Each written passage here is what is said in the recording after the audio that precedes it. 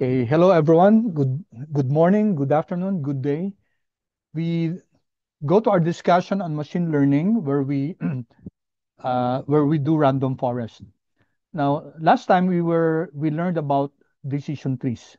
Okay, when you use decision tree, you come up with a single tree. Now, the problem with that is you only create one single tree. Now, on a random forest, you can create several trees and then get the average of the result. Okay, so you imagine last time we had the 3.1a. Imagine creating several different types of trees, 1,500. So that will be much more than powerful than just having one tree. So we're going to make use now of that. This time, we will now go to, we said that CART stands for classification and regression trees. We will now go to regression. The first that we looked at was classification, where your variable of interest, your target variable was a categorical variable, character variable, a factor.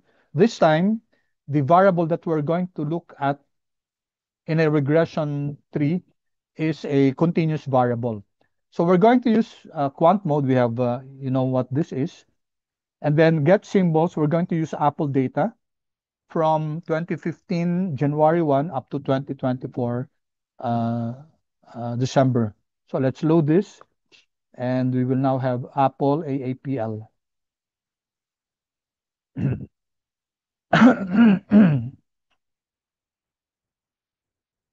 Okay, we now have Apple data. Okay, then we're going to convert our XTS object. You know what an XTS object is? Extensible time series. That's the type of object that you generate when you use get symbols of quant mode. We can convert that into a data frame. So we have here stock data is equal to is the data dot frame where the date, this will be our column because it's a data frame class. Therefore, the index will not be the date. The date is equal to the index, okay? And the core data will be Apple. Okay, the core data is that data from the Apple object. So here, let's do Apple. So what we're saying here is that okay, this is our core data. This is our index. So we're going to convert this into a data frame. This one will now become a column, a date column, and the others will be the core data will be this one. It will also be included. Okay, so we have now here.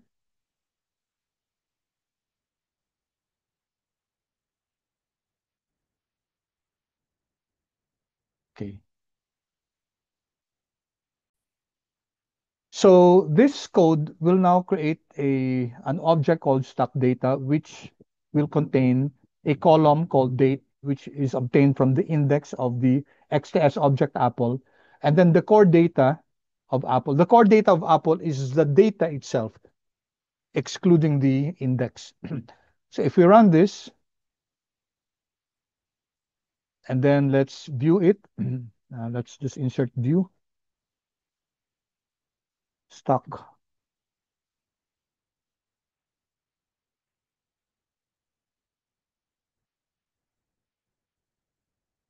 There. You can now see that the index is not regular counting numbers, okay? And then you have the date here, and then you have Apple, open, high, low, close, etc. Okay, now, actually, when you create a data frame, pwede nyo siyang i-save. No? Kasi baka gusto nyo i-save later on yung data na yan. Okay, you can use the write.csv from tidyversion. Okay, write.csv, and then the the name of the object, and then kung anong gusto nyong title. Okay, pwedeng Apple stock data, okay, 2015 up to 2024. Pwedeng ganyan, no? .csv.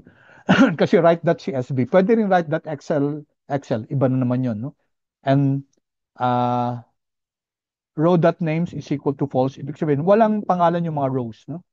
So when you run this, okay, and then refresh nyo to, makikita nyo, if you're working in your, in your project, no?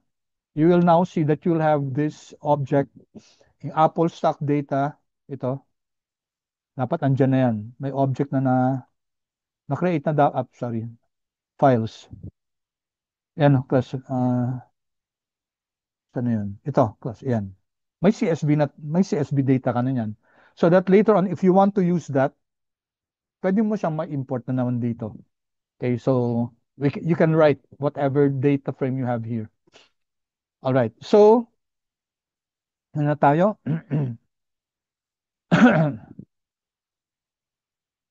Okay. Anyway, andyan na naman to, di ba? So we don't need to load it. Bakit ko pa linode ba yun? Asan na siya? Stock data. It's already here, no? Yan na. Okay? So no need to load it. Okay? So head ng stock data. Yan. I think this is redundant. So dapat tinanggal ko na to. Okay? I-comment out yun na lang. Not needed. Mga balinode. Okay. So, what now? Now, in time series, meron tayong, di ba, nag-arima tayo, di ba? So we have, we can make use of lags of the time, of the value of the asset itself in order to model our time series. So lags are very important. So meron tayong, well, when you load quant mode, kasama na rin actually si technical tradings.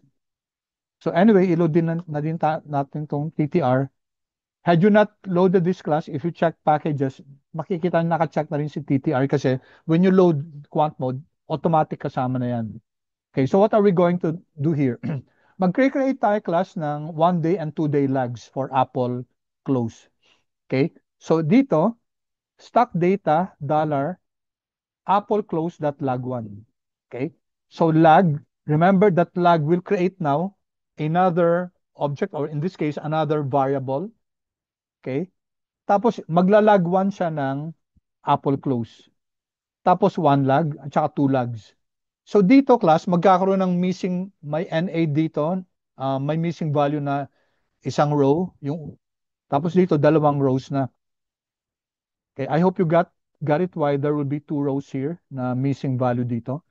So i-run natin to. You don't have to run library TTR. Okay. All right, we're using the lag function. If we check stock data ngayon, tignan nyo class. Yung isa ngayon, yung lag 1, okay, what happened? Si close class, 273325, ano nangyari? Okay, so let's go here. Ito yung earliest na. Lag 1. So, yung close dito, 255.59 here, went here, di ba? Ito yung lag 1 ni 252.2. Okay? So, pagdating dito sa dulo, okay, ang lag 1 ni close is this one. Punta siya dito. Magkaka-NA dito. So pag 2 naman, lag 2 class, ito. Pag lag 2, ito yung close natin. So this is the last observation. 1, 2. Itong 259 pupunta dito sa dito. 259.02. Okay? So magkakaroon ng dalawang lag na ma-advance siya. So yung asan na yung close natin dito? Si 27 pupunta dito. Two values ahead, no?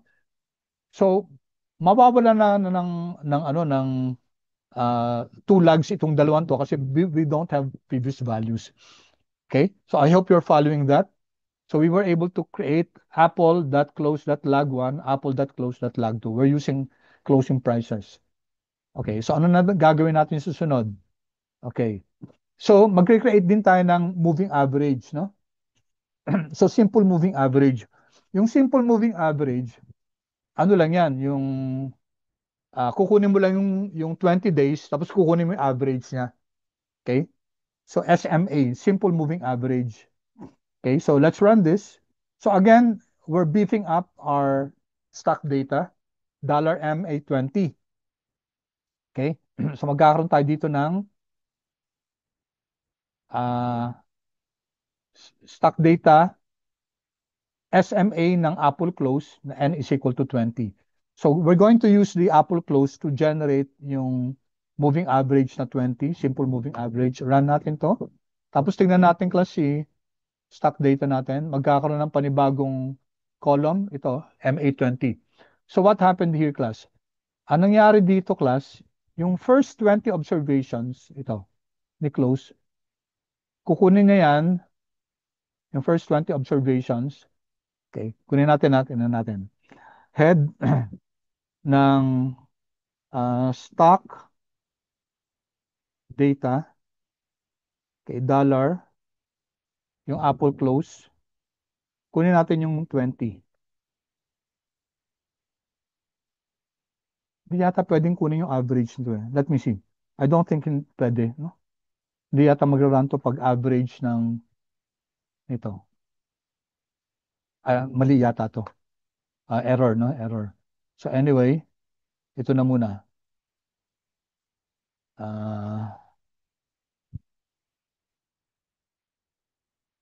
Okay. Tanggalin ko yung average.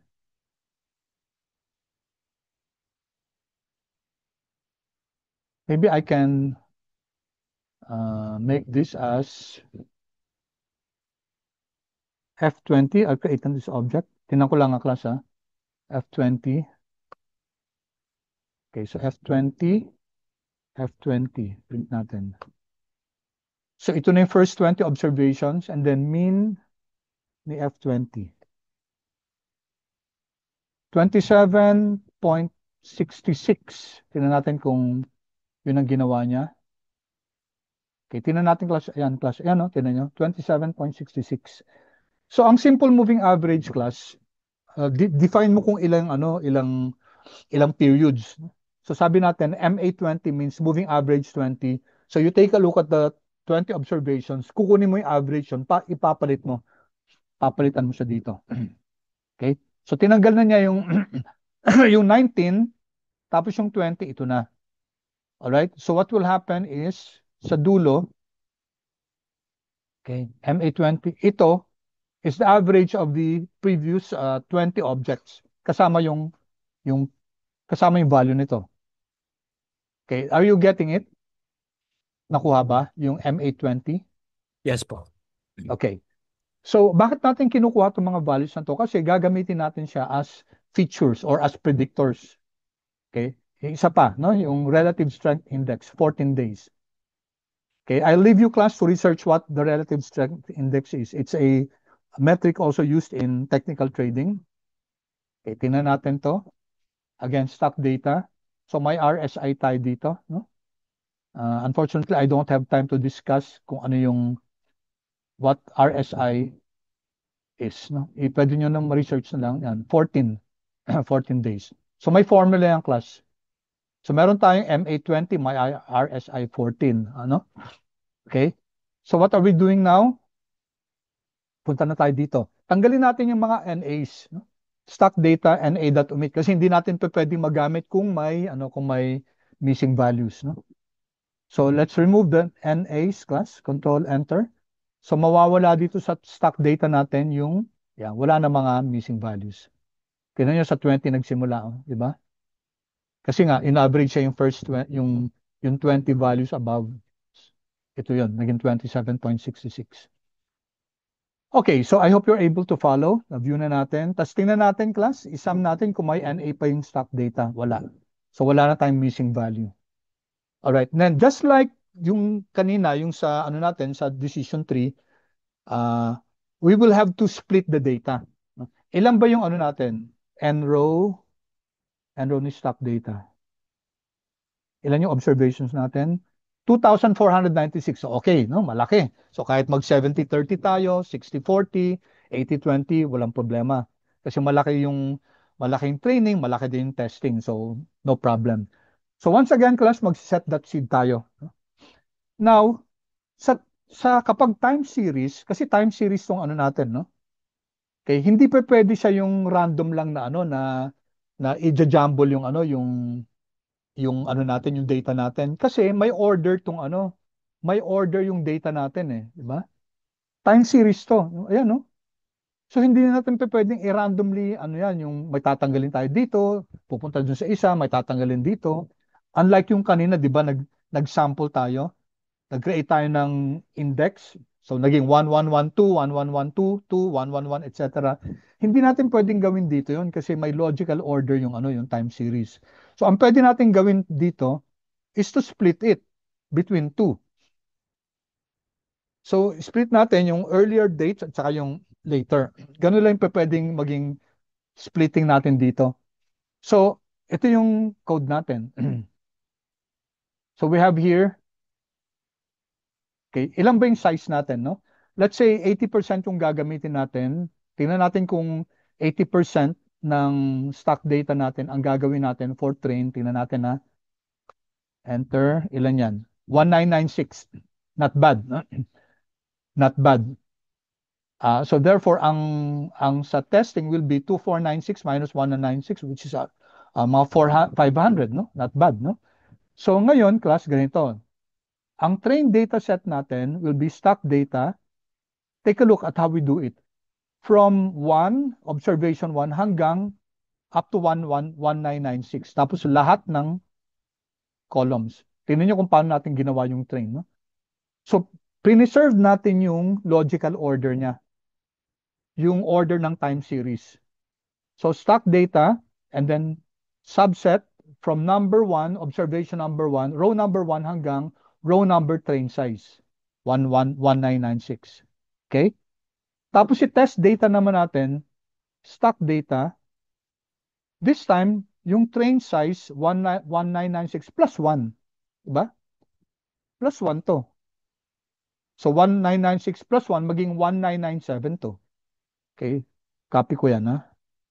Of course, plus 1, edi 1997 yan. So from 1997 hanggang dulo na end row ng stock data. And then lahat ng columns.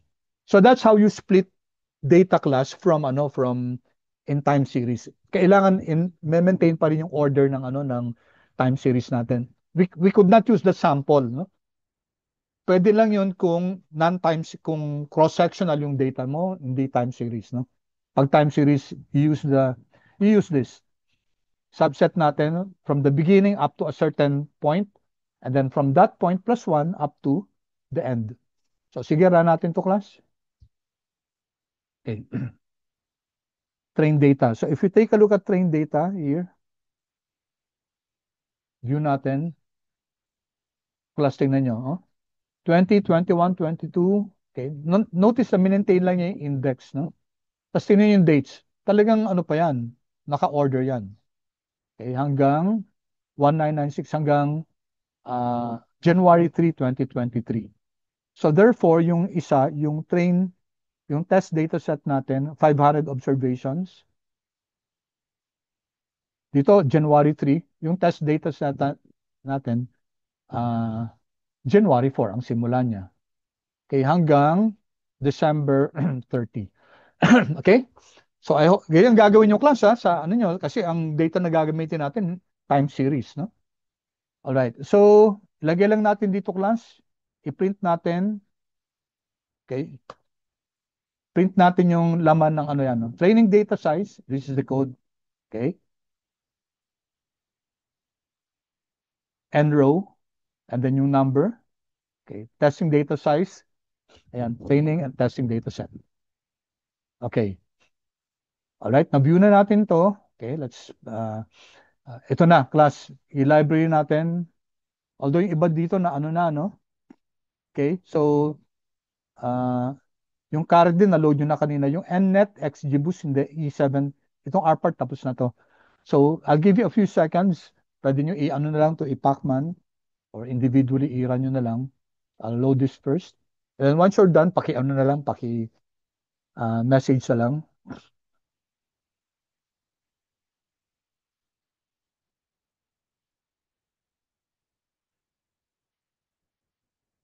Thank you, Pao. So, Jeff, hintayin natin.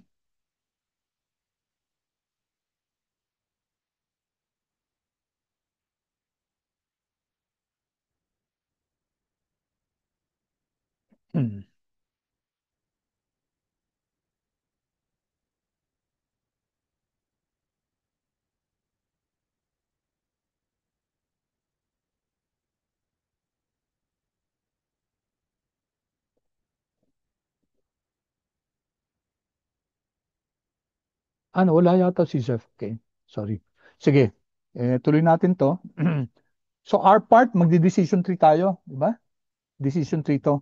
And ang pinipredict natin, ang target variable natin si Apple Close. So in this problem, what we're predicting is the price. Okay, so one of those times na usually ang pinipredict yung returns, but in our example, we're going to predict the price. And ang gagamitin natin na features, yung mga independent variables are moving average 20, relative strength index 14, gagamitin natin si volume, gagamitin natin si lag 1 at saka si lag 2.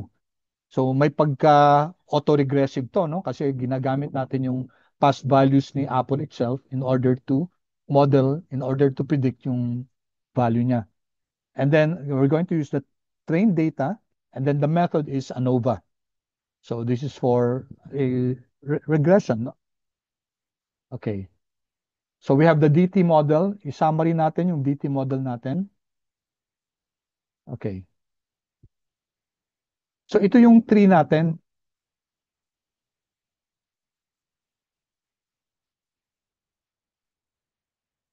Uh, so medyo complicated, no? So ang gamitin natin class yung ano yung ito i-load nyo muna R part. Hindi ko ba yata napaload ko na to kanina eh. Tapos i-plot na lang natin, no? R part dot plot. Mas madali kasing ma-visualize yan. Parang yung kanina, no?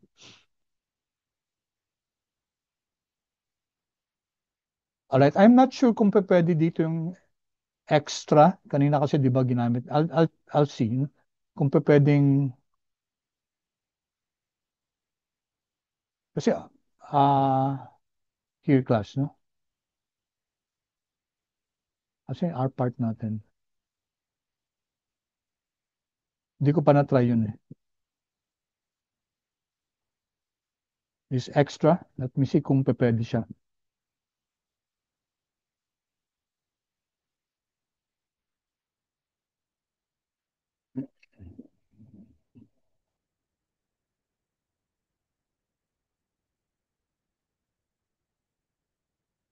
Pwede siya, no?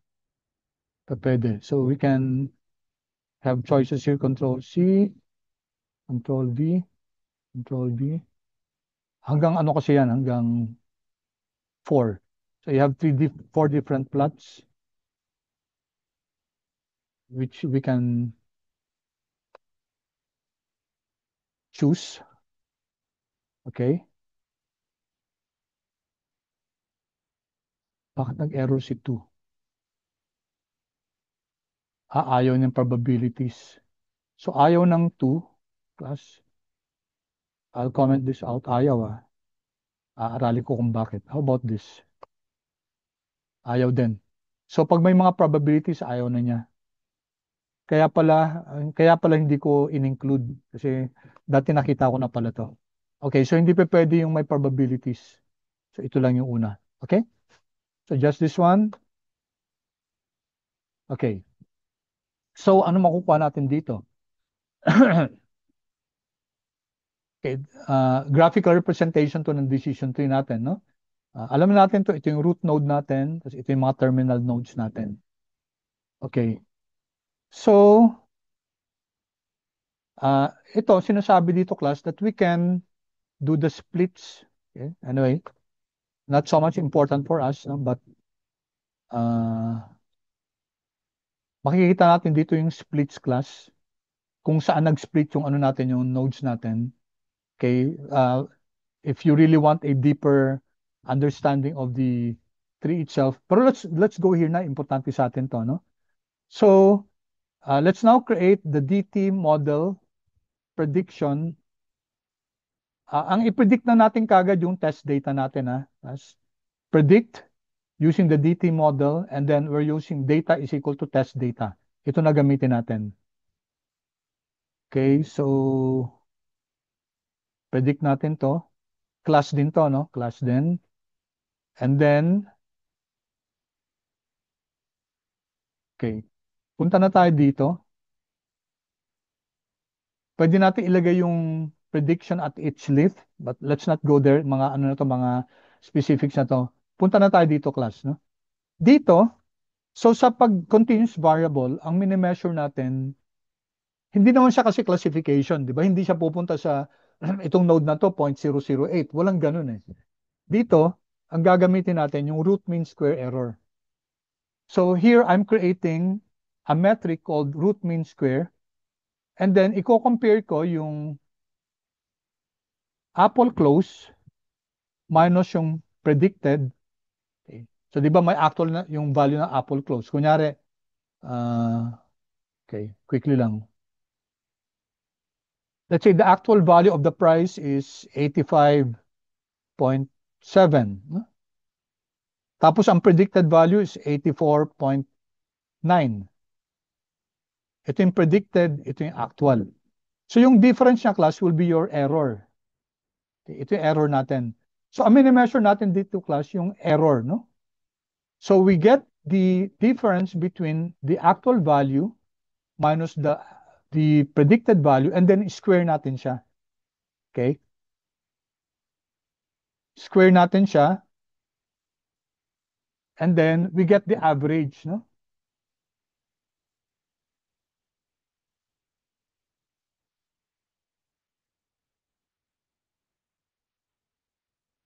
So lahat ng ano natin, lahat ng actual minus lahat ng predicted, square natin siya and then get the average of that and then get the square root. That's your root mean square error. So error class, error na ini-square. Ito yung error natin. No? Error natin to. In-square natin siya. Then we get the average and then we get the square root. That's your Ramsey. Root mean square error. Okay, very straightforward yung pangalan. It's very easy to understand kung saan nanggagaling yung value na to. No? So we have now Ramsey. Okay. So tandaan class ha, pag regression, hindi decision trees. I mean, hindi yung uh, ano to? Confusion matrix, hindi ganon. Kasi yung confusion matrix, discrete yung ano natin eh, 1, 2, 3, 1, 2, 3. Mako-compare natin kung ilan yung tama. Ito hindi. Kasi mga continuous variables to. Okay, so ang makukuha natin yung error dito, tapos square natin yung error. Bakit natin kailangan i-square? Kasi pag hindi natin i-square yan, pag kinuha lang natin yung mean ng error, zero yung mean yan. Okay? Zero yung mean ng mga errors kasi may mga error na positive at saka may error na negative. Okay? So meron na tayong Ramsey, no? Ramsey ito. Root mean square and the measure is 44.25. So this is a measure class.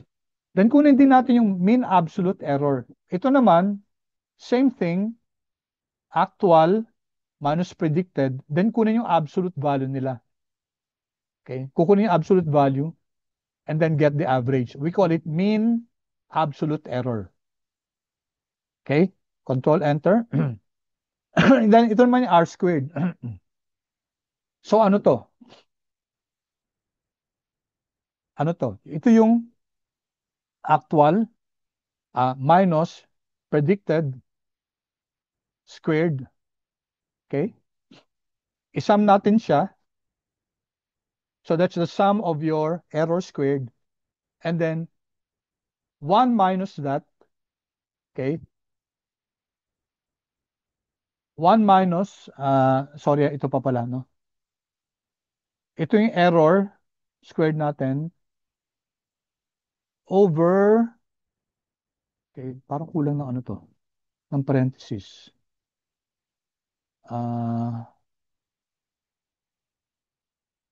Nasa loob yung sum, okay? Then divided by yung difference niya squared.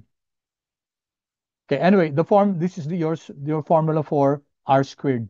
So if we run this, okay, and then let's print, okay, oops, ba't may mali? Wait, ha?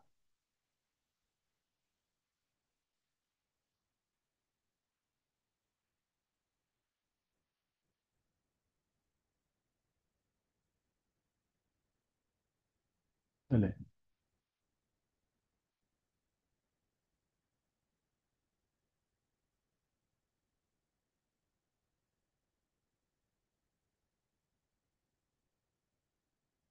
Mhm.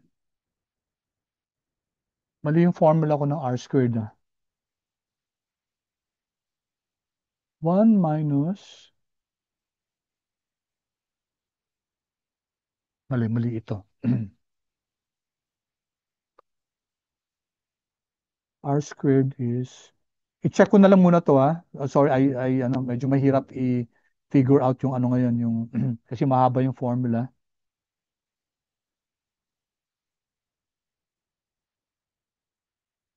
R squared dt model. R squared, mali, oh. Okay. Let's keep this first. I'll check first kung saan ako nagkamali dito sa formula ko. Sum 1 minus the sum of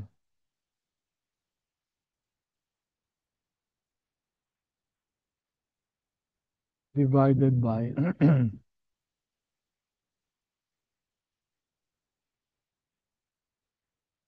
residuals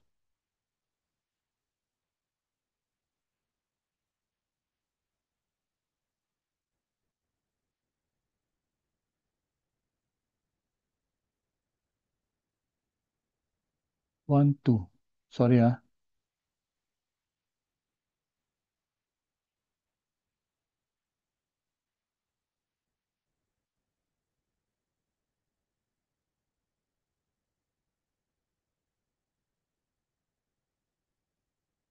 Check this.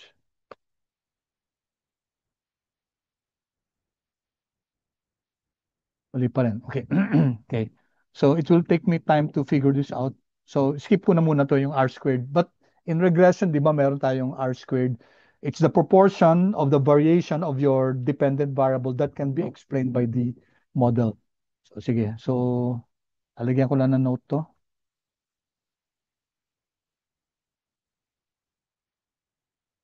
Check. Erroneous formula. Sorry about this. For R skew. Okay. Ngayon, so ito na yung ano natin, ito na yung figures for decision tree.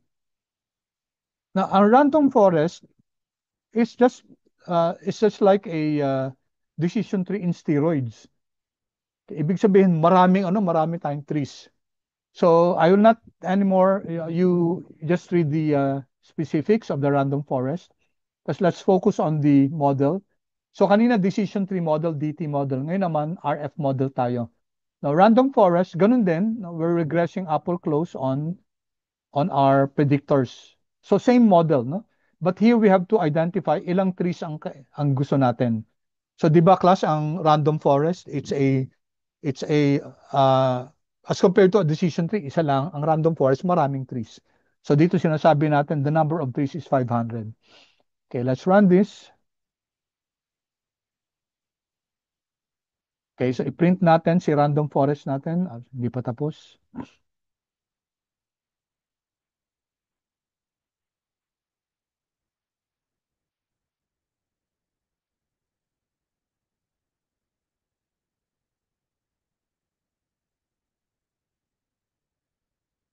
Taking some time, no? Kasi medyo maraming trees to, eh. No? I-print natin si RF. Yan, class. Take a look at this, no? All right. So number of trees 500. Number of variables tried at each split. Mean of squared residuals. So this is your uh, yung Ramsey natin, no? Squared residuals mean pero hindi yung square root. Okay? And then yung R squared niya 99.9. Ibig sabihin percent of variance explained 99.9%. Napakataas, no? Napakataas. So dapat ganito percent dapat yung R square natin dito, eh. And i-compare natin. So nagkamali ako dito.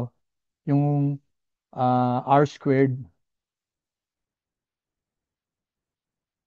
Wait, hindi, mali talaga eh.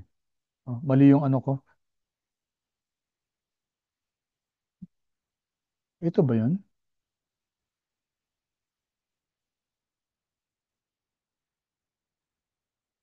Mali talaga yung root square ko. So, I'll have to check. Kasi dapat i-compare. Ito mali. Negative 1.57. That's wrong. Dapat percentage siya. Kasi the R squared will measure ilang percent ng variation ng decision variable natin ng target variable, si Apple Close, ang kayang i-explain ng model natin. Ito 99.9%. Class, ang taas. Okay? So, in-explain ko dito kung ano yung meaning ng mga to, ah. Okay? And-explain ko siya, no? Percent of variance explained yan. You can of course increase the number of trees. Ito, kunyari 1,000. Pwede din natin gamitin yan, no? Okay, here. So RF model 1,000. So will this make a dent? Okay, magi-improve ba? Not necessarily. It will reach a certain point na kahit magdagdag ka ng magdagdag ng trees, hindi na magi-improve yung model. Okay. At saka tatagal yung ano, yung pag-compute, no? So ito, hindi naman masyado nagbago, di ba? 99.9 lang din, even if you had 100 trees. So it doesn't mean na kumot madami ng trees natin ay okay na yung model natin. Not necessarily.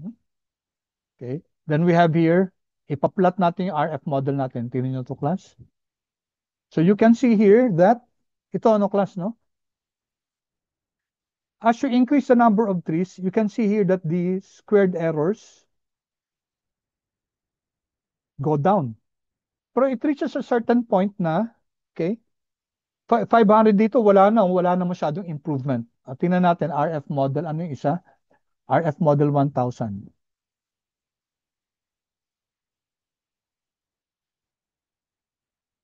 Let's see class kung, ayan, tingnan nyo, class, wala na masyado. Masyado na marginal class yung decrease ng error. So it doesn't make sense. Okay, tingnan nga natin muna yung, well, okay, I was about to use TikTok, no, para malaman natin kung ilan yung seconds, but never mind. Okay, so may discussion ako dito ng out of bag class, no? All right. Now these are very important. Importance ng RF model. So let's stick to the 1,500 trees, no? Kasi wala na namang marginal improvement kahit nag 1,000 tayo. So this one, okay, take a look at this one. This is a very important aspect. Okay? Okay, ano ibig sabihin nito? Yung node purity na to. MA20, RSI14. This tells us about the importance of the features of your predictors. Okay. Now, I'll leave you class to gusto kong i-research nyo class kung ano yung ano yung ano nito, ano yung mini-measure ng ng node purity na to. Okay? So I didn't deliberately did not put it here para naman may konting effort kasi gusto kong malaman nyo kung ano ba yung ibig sabihin nitong MA20 na nitong 1.53 million na to. What does that mean? Okay? So this has a lot of meaning about the importance of the predictors. And just like any model class, pwede natin i-predict. So we're now creating this object predict RF, and then just like yung kanina class sa decision tree, i-predict natin yung test data na. Kino-compare na natin dito yung performance ng decision tree sa test data. Control enter. Okay? So we will now make comparisons. Ito 'di ba ito yung decision tree natin. Ito yung ginawa natin kanina. So DT predictions versus random forest predictions. Then i-compare natin yung mean square error. Okay? At saka meron na tayong meron na tayong mean square error ng root mean square error ni inulit ko dito, no? The decision tree. Okay? Tapos for for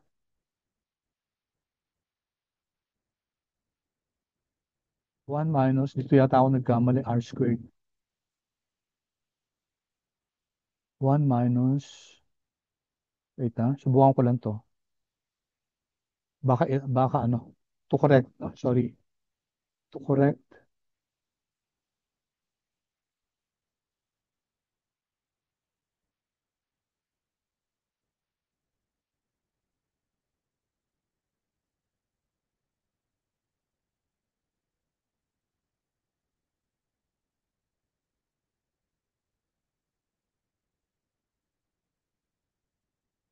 predictions minus, okay lang yan, naka-squared kasi, divided by sum,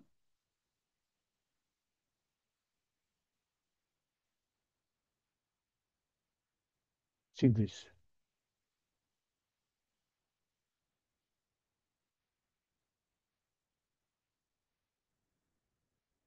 Error pa rin. No? Sorry mali ito, mali. Hmm? Hindi ako makakatulog nito. Ba't ako nagkamali doon? Okay, so go here quickly. Kasi patapos na to. No? At least nagawa natin yung random forest. Unfortunately, hindi ko nagawa yung ano dito. Okay. Run natin to predictions. Although nagawa na natin to, no? And ulitin lang natin. Tapos ito yung decision tree Ramsey. Okay. Pero may problema tayo sa R squared. Dito tayo nagka-problema. At lumabas. Mali mali. Mali itong value nito eh. So wrong value to.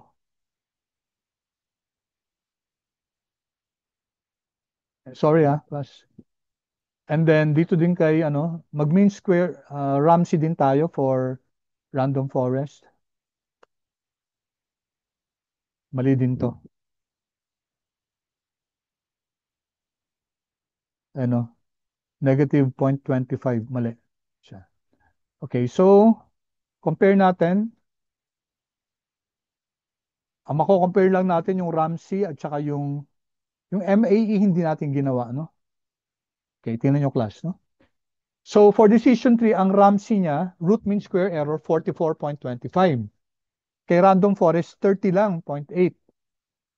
Okay? Ang mean square error nito 1957 ito 953. Sorry, mali ito mali. Maybe we can put here yung MAE, mean absolute error. Ito class is idagdag na lang natin to. Mean absolute error here.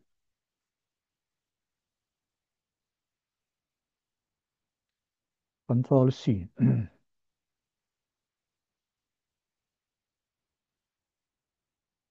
Copy nyo yung class. Then lagay natin dito.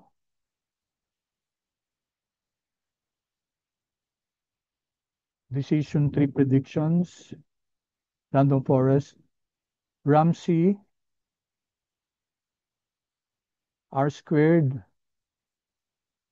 Tapos dito yung calculate mean MAE, mean squared error. Mean absolute error, sorry. Mean absolute error. So metrics to para ma-compare natin yung ano yung performance ni decision tree control V. Okay? At saka kay gawa natin tong kay control V din. MAE gawin nating RF. So it's equal to uh, DT predictions. Ito lang gamitin natin. Control C. Although pareho lang naman yan.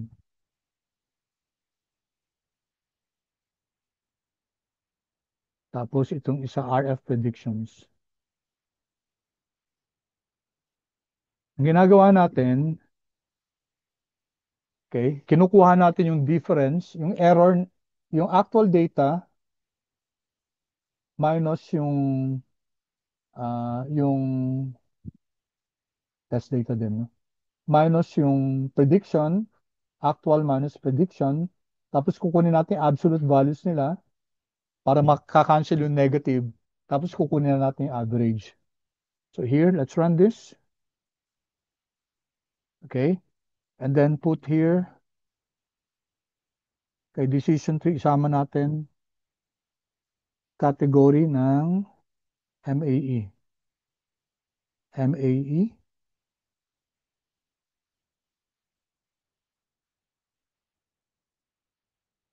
Lagyan natin ng space.